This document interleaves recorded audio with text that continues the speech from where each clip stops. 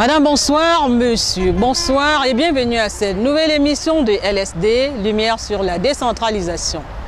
Recettes fiscales, les communes ont mal à leur collecte. Beaucoup d'entre elles peinent à recouvrir 30% du chiffre attendu, ce qui plombe naturellement leur développement. Qu'est-ce qui explique cet état des choses? Réponse tout à l'heure avec un acteur de terrain qui nous vient de la commune de Ngaoundéré 2e. C'est l'invité de ce soir. Dans cette émission également, des sujets qui ont marqué l'actualité de la décentralisation et du développement local, en l'occurrence le Programme national de développement participatif qui lance sa 3e phase et l'inauguration du magnifique siège de l'agence régionale du FECOM de l'Ouest. A tout de suite.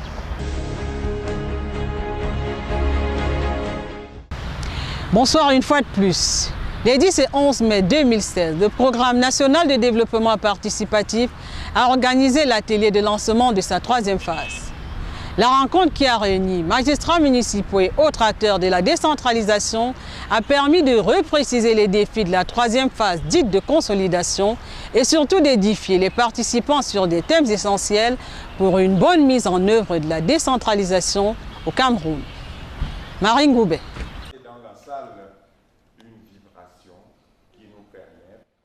C'est donc parti pour le PNDP 3. L'atelier de lancement de cette étape s'est tenu les 10 et 11 mai 2016 à Yaoundé, en présence de la directrice des opérations de la Banque mondiale, des magistrats municipaux, des responsables des institutions étatiques concernées par les questions de décentralisation et développement local et la société civile. Occasion idoine pour repréciser les priorités de cette phase dite de consolidation. Il y a les communes d'arrondissement qui n'avaient pas été touchées jusque-là, il y en a 31. Et il y a effectivement donc la poursuite de la transparence dans la comptabilité locale, la gouvernance locale. Et effectivement, il y a cette densification des interventions dans le septentrion et dans l'Est. Selon le ministre délégué auprès du ministre de l'économie, Yaouba Abdoulaye, la 3e phase du Programme national de développement participatif est lancée dans un contexte marqué entre autres par l'insuffisance des infrastructures économiques de base, une production encore faible de l'économie locale, une mobilisation et sécurisation des recettes fiscales encore perfectibles. Les 2 thématiques au centre de l'atelier de lancement sont donc à propos, à savoir la gouvernance locale et le transfert des compétences et les problèmes et innovations du recouvrement et de la sécurisation des recettes fiscales au sein des collectivités territoriales décentralisées, CTD. Nous sommes en milieu urbain et nous avons des difficultés dans nos recouvrements de créances, notamment avec la gestion concertée avec les communautés urbaines. Donc il s'agit ici pour nous maintenant de voir dans quelle mesure le PNDP pourra nous appuyer, les communes d'arrondissement, pour que nous puissions rentrer en totalité dans nos recettes, nous puissions les recouvrer, surtout les sécuriser. La Banque mondiale, partenaire du PNDP qui a permis le déclenchement de cette 3e phase, à travers un accord de crédit d'un montant d'environ 42 milliards de francs CFA, a des attentes précises. Nous comptons aussi continuer à appuyer la décentralisation, c'est-à-dire le renforcement des capacités des communes, le renforcement de leur capacité à gérer des fonds, à faire la passation de marché, à organiser des programmes de génération de revenus pour les communes, à mieux même se communiquer avec les populations, avoir un dialogue continu entre les populations et les institutions des communes. Le PNDP est un outil mis en place par le gouvernement pour accompagner les collectivités territoriales décentralisées à s'approprier le processus de décentralisation. avec 27,17 milliards de francs CFA dans la première phase qui s'étend de 2008 à 2011 et 77,12 milliards pour la deuxième phase qui va de 2012 à 2015, le PNDP a pu, entre autres actions, élaborer 327 plans communaux de développement, financer 4000 micro-projets, créer ou réhabiliter 467 points d'eau en faveur des CTD.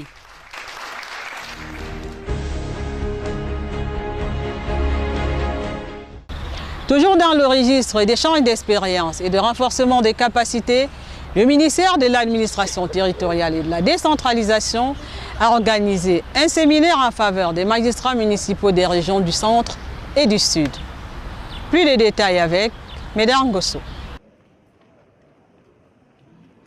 Autour du ministre de l'Administration territoriale et de la décentralisation le 11 mai 2016, des acteurs locaux de la décentralisation à l'occasion du séminaire de renforcement de leurs capacités. Le processus de décentralisation est une œuvre de longue haleine et une œuvre qui ne peut réussir véritablement que si toutes les parties prenantes s'impliquent dans la mise en œuvre de cet objectif constitutionnel. Et c'est pour ça qu'il est bon, il est indiqué que de temps en temps, de façon périodique, nous puissions réunir toutes les parties prenantes impliquées dans cette vaste entreprise. L'occasion, la troisième du genre, depuis le lancement de la mise en œuvre de la décentralisation en 2010, leur donne de se retrouver certes, mais bien plus, de réfléchir sur l'immense tâche de développement local que leur confère la décentralisation.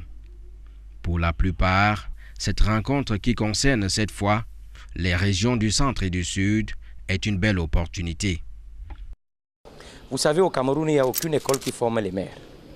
Et les élus locaux sont un tout venant des composantes de notre société.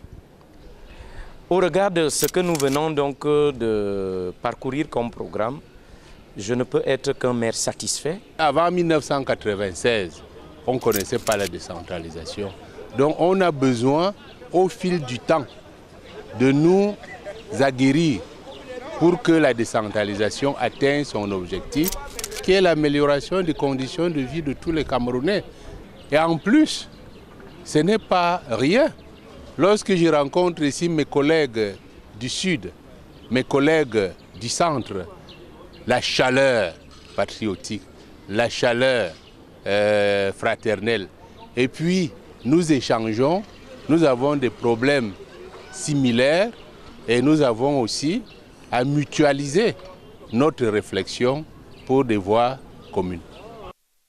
Pour les entretenir pendant 3 jours, 5 panels pour parler des questions de suivi et évaluation de l'exercice des compétences et des ressources transférées aux collectivités territoriales décentralisées, de l'accompagnement technique des communes par l'État, de la gouvernance financière locale, des partenariats et développement local et de la présentation des outils de financement. 3 jours de réflexion qui auront contribué à remettre les acteurs locaux de la décentralisation au niveau des défis qui sont les leurs.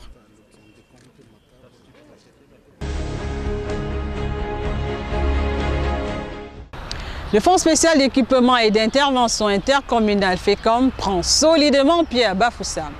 L'immeuble siège de l'agence régionale a été inauguré le 7 mai par le ministre de l'Administration territoriale et de la décentralisation, par ailleurs PCA du FECOM. Cette cérémonie a regroupé les personnalités politiques, traditionnelles et magistrats municipaux de la région qui ont également saisi l'occasion pour signifier leur reconnaissance à la Banque des communes.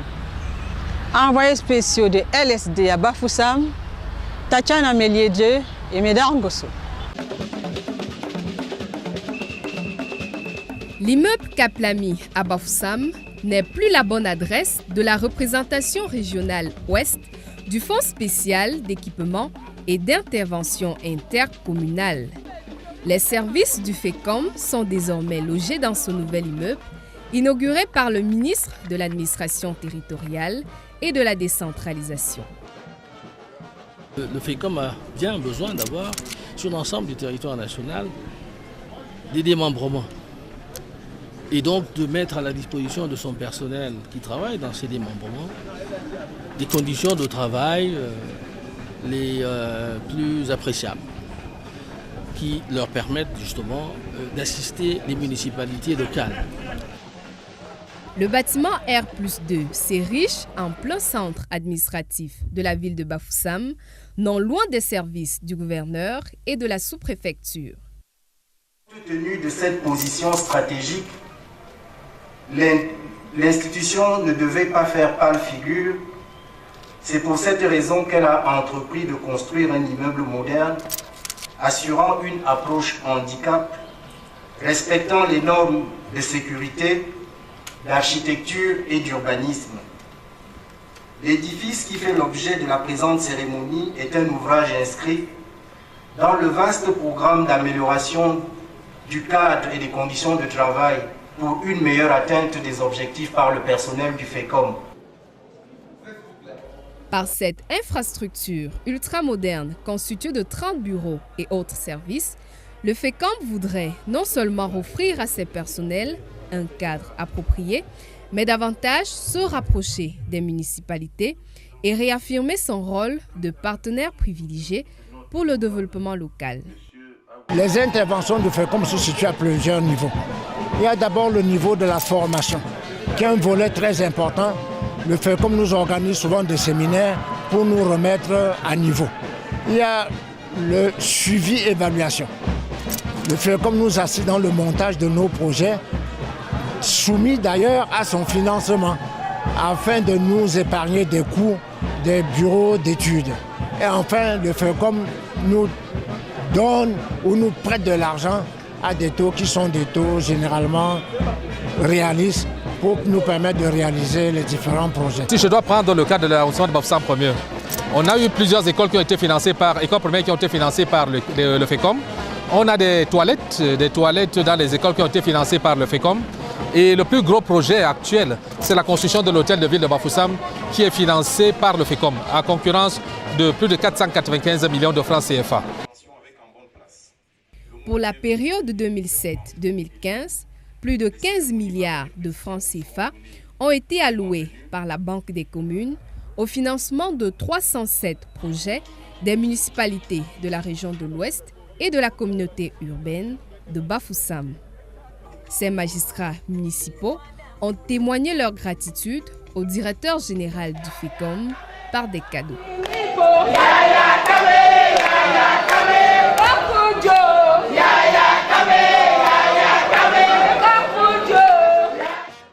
L'inauguration de l'immeuble de l'agence régionale FECOM Ouest est la première étape d'un vaste programme de construction de ces agences régionales.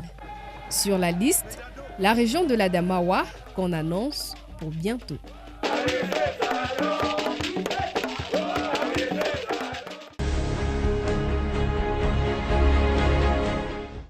Amassambo Bello, administrateur des collectivités territoriales décentralisées et fondé de pouvoir à la mairie de Ngaoundéré 2e, est notre invité ce soir. Au centre de nos échanges, la collecte et la sécurisation des recettes fiscales.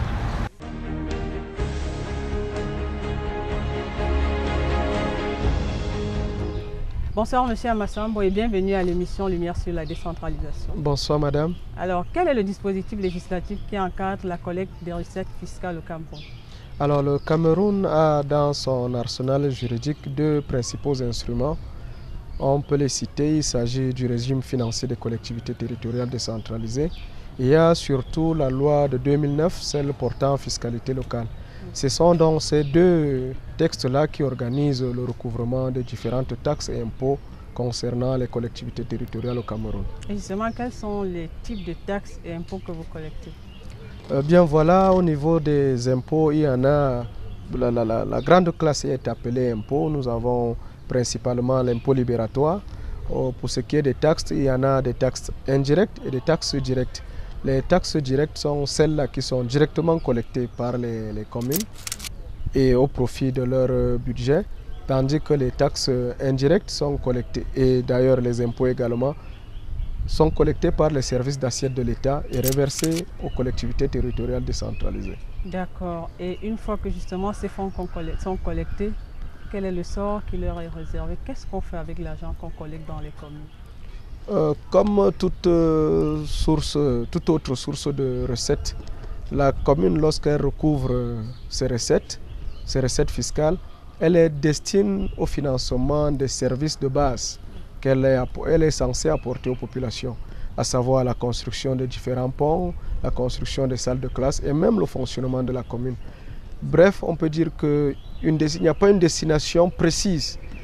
Ces différentes taxes et impôts collectés permettent le bon fonctionnement de la collectivité. Alors justement, en parlant de recouvrement, on a cru entendre que vous aviez beaucoup de difficultés à collecter cet argent-là. On a même parlé de 30% dans certaines communes. Qu'est-ce qui pose problème? Déjà chez vous, vous êtes à quel taux? La commune d'arrondissement de Ngaoundéré 3e, où nous sommes pour le moment, est à un taux acceptable de 40-43%. Qu'est-ce qui vous empêche de faire 100%? Il est difficile de faire 100% à cause de différents problèmes. Déjà, le sempiternel incivisme des différents contribuables, mais surtout également le manque de collaboration entre les différentes parties prenantes.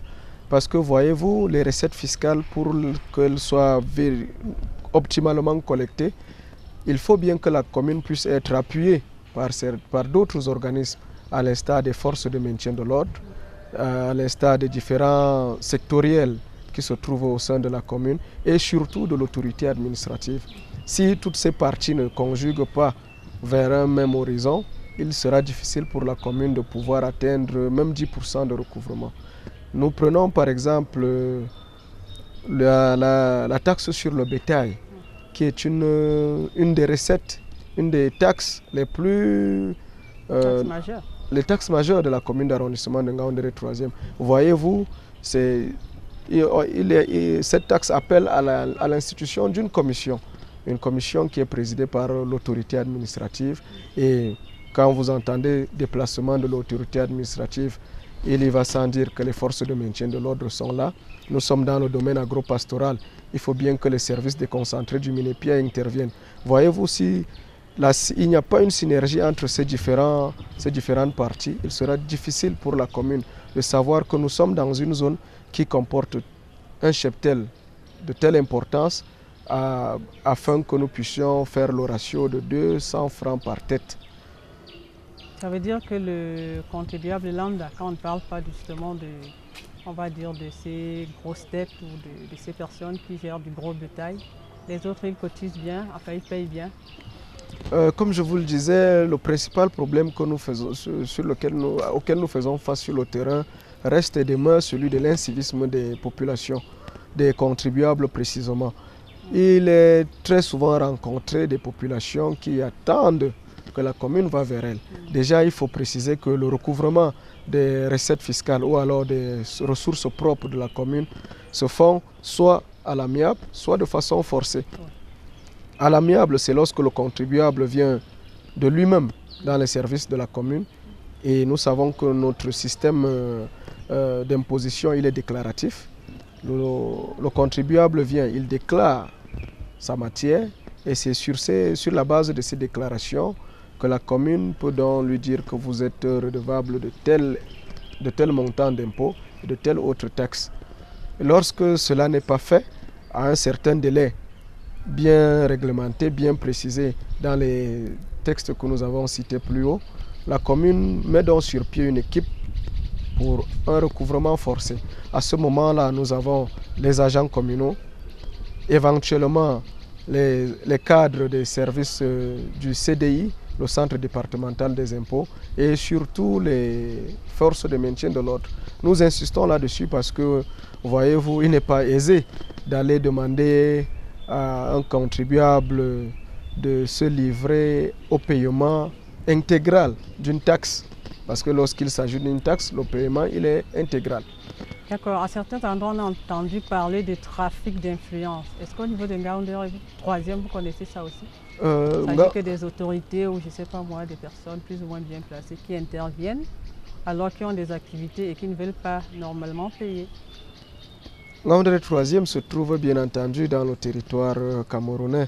Nous rencontrons évidemment ce problème-là.